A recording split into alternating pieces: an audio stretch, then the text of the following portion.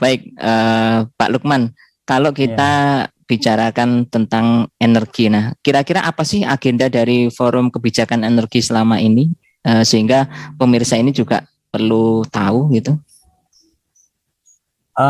Ya, jadi kami di Forum Kebijakan Energi Indonesia, singkatannya 4KI, tapi ini bukan 4KI pencak silat ya, karena mirip-mirip soalnya, nanti dikira kami ahli tukang kebuk.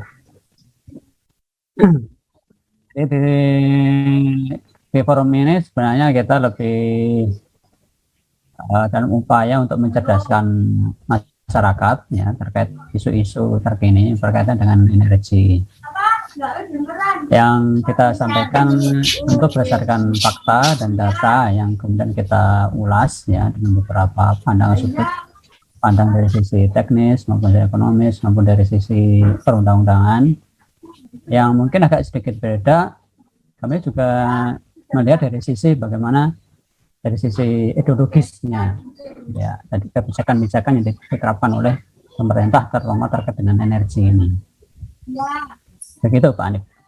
Iya, baik, Pak Lukman, itu kaitannya dengan agenda dari 4G. Berarti selama ini juga mengeluarkan tulisan, pernyataan begitu Pak, di opini-opini juga?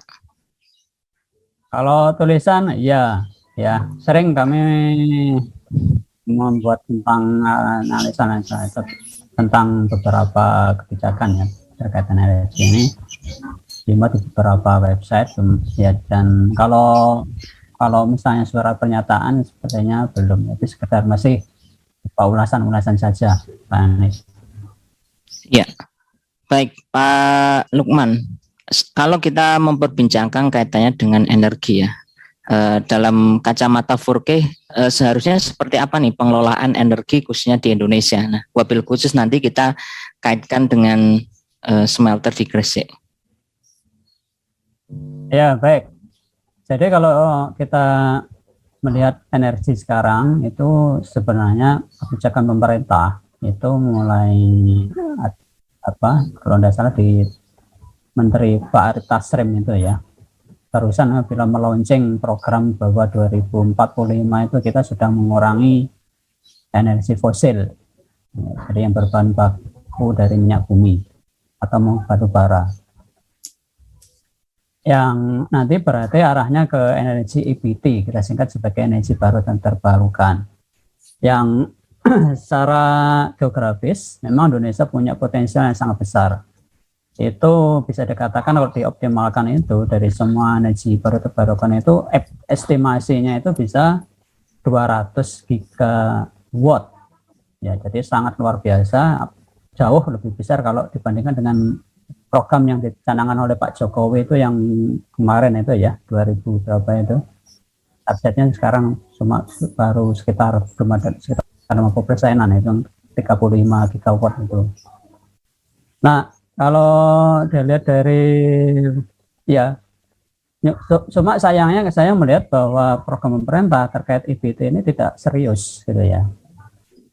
Jadi ya memang Pak Arief Tasrem menyatakan ada programnya, tapi ya kita lihat faktanya seringkali program-program atau EBT ini tidak berjalan dengan baik. Jadi ya saya sih agak pesimis ya, bisa 2045 itu bisa mengurangi, dan bahkan katanya targetnya 2060 itu sudah lepas total dari energi fosil. Jadi memang hanya tergantung pada energi baru terbarukan. Begitu Pak Anip.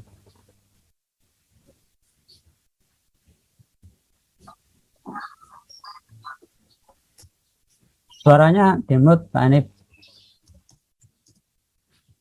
Ya, kalau kita kaitkan dengan smelter ya, Pak Lukman, bagaimana sesungguhnya masa depan energi Indonesia ini ya? Dan itu kalau kita juga melihat dari sudut pandang undang-undang.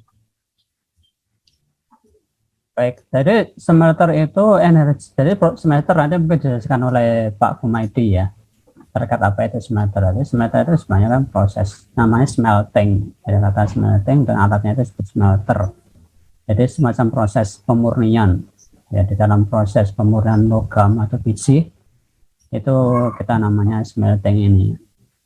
Nah, energi yang biasa digunakan itu bisa dari listrik, ya, menggunakan apa namanya kita sebut elektroda yang digunakan sebagai untuk menghasilkan istilahnya energi panas. Kemudian yang kedua bisa menggunakan energi lain, misalnya yang sering itu menggunakan batu bara. Atau yang kedua bisa menggunakan gas. Yang ketiga ya, maksudnya bisa menggunakan gas.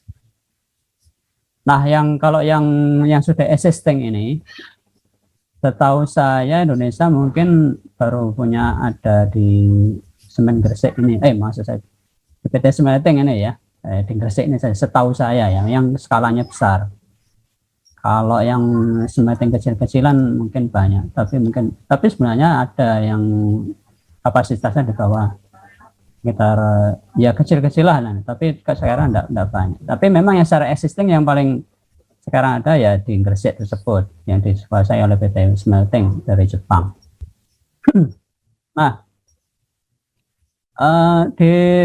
kalau dari sisi energi, saya rasa mungkin selama ini yang digunakan, nanti detailnya mungkin Pak Komedi menjelaskannya.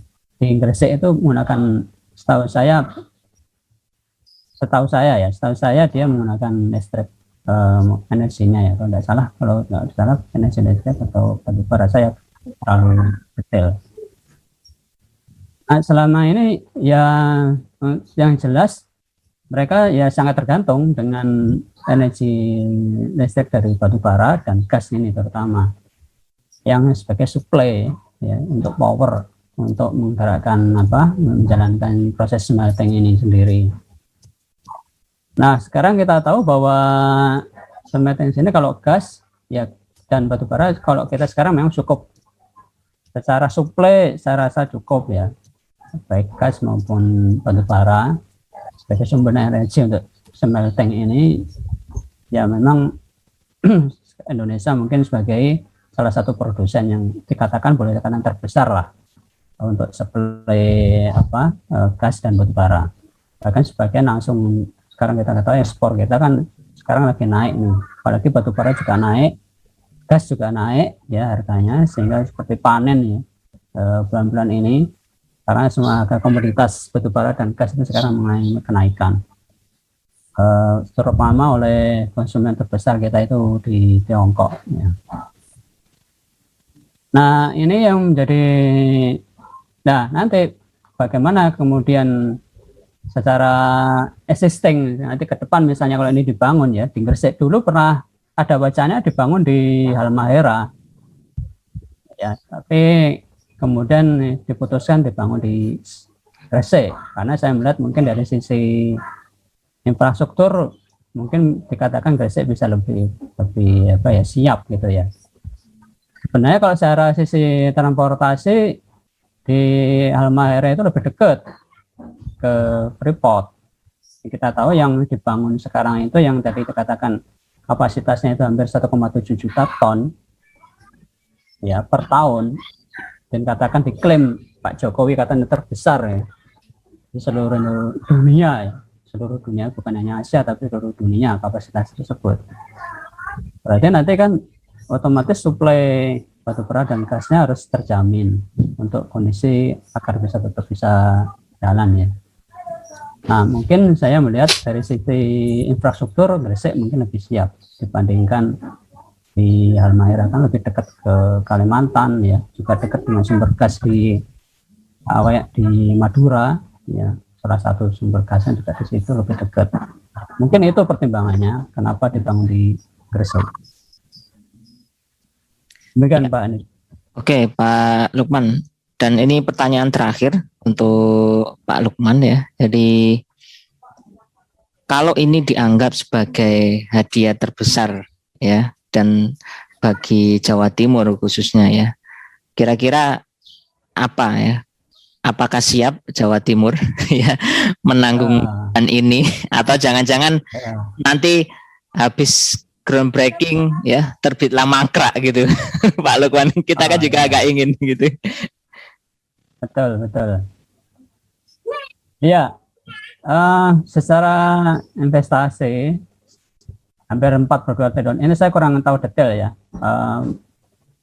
penanam modalnya siapa saja ya, pemilik modal terbesar atau di proyek smelting ini hampir 42 itu lumayan besar ya keuntungan saya. Tapi saya belum detail untuk membaca. Nanti mungkin disampaikan oleh Pak Kumaiti di balik siapa pemilik modal terbesar pembangunan smelting ini. Jadi kembali lagi pasti investornya nanti yang akan bertanggung jawab ya. Apakah nanti ada keterlibatan BUMN di situ atau mayoritas dikuasai oleh ya swasta. Ya, ini yang kita belum tahu detail informasinya. Nah, apakah ini menunjukkan hadiah yang luar biasa gitu ya, menakjubkan bagi seorang Ibu Khofifah Gubernur ya, menurut saya ya sangat membahagiakan mungkin gitu ya, apalagi dikatakan iming-imingnya ada peluang 40.000 pekerjaan atau peluang pekerjaan yang dibuka oleh pembangunan smelting ini, kan berarti angka kerja yang sangat luar biasa ini Pak Handip. Mungkin coba nanti bisa daftar juga itu, mungkin lowongan dibuka khusus analisa kebijakan mungkin ya. Analisa kebijakan, smelting, analisa sosial gitu kan, cocok kan, lokasinya dekat di Lamongan sama Gresik kan tidak jauh itu. Dibuka silakan daftar aja nanti. Nah, apalagi ya cuma memang ini baru groundbreaking ya, groundbreaking. Pembangunannya mungkin ya butuh setahun atau 2 tahun lah. Jadi mungkin kalau operasional ya mungkin 2002, mungkin perkiraan 2002 atau paling lambat ya akhir 2023 awal 2023. Nah, kalau Bu Khofifah nyatakan hadiah ya maklum ya. Kalau kita ya sebenarnya juga secara juga merasa ya mungkin itu senang ya, kalau ada orang akan membuka peluang pekerjaan itu kan juga. Tapi kembali lagi, apakah nanti benar-benar inti memberikan manfaat ya yang terbesar khususnya kota Gresik sebagai tempat smelting ini? Nah, kita tahu bahwa smelting ini kalau kemudian kita tahu salah satu efek sampingnya itu kemudian adalah polusi udara, polusi lingkungan. Nah, ini dekat dengan tadi Pak Munib tadi ya, yang tempat tinggalnya Pak Munib, apalagi kondisi sekarang udara Gresik yang begitu banyaknya industri yang sudah katanya tadi sumpek ya, atau pengap tadi, sudah panas, sumpek.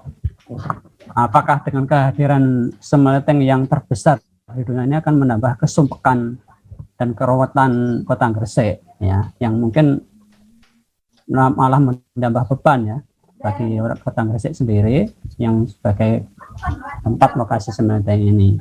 Apalagi nanti ada limbah-limbah yang lain ya,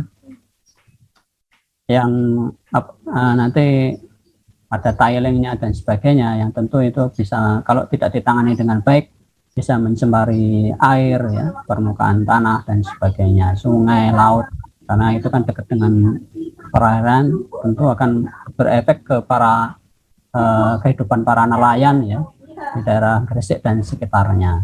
Nah, itu juga perlu dicek ya tentang bagaimana kelayaan AMDAL-nya ya, analisa mengenai dampak lingkungan terkait keberadaan smelting ini di masa yang akan datang. Jadi ya itu kembali terkait dengan ini hadiah ya, mungkin bisa jadi ya untuk sini ya minimal senang dulu lah bagi Bu Khofifah, minimal kan ada mengurangi pengangguran ya, 45.000-an lumayan ya. Tapi nanti kita lihat kenyataannya seperti apa, yaitu kembali lagi saya mengatakan bagaimana keseriusan pemerintah dalam melaksanakan proyek ini. Dan tadi saya belum lihat modalnya ya, investornya ini siapa di balik smelting ini, apakah PT Freeport sendiri atau induk perusahaannya yaitu PT Min ID ya, gabungan beberapa anak perusahaan, di situ ada Antam, ada Nalum dan sebagainya. Nah, ini yang nanti saya belum tahu informasi detail di balik semua itu. Begitu Pak Andip.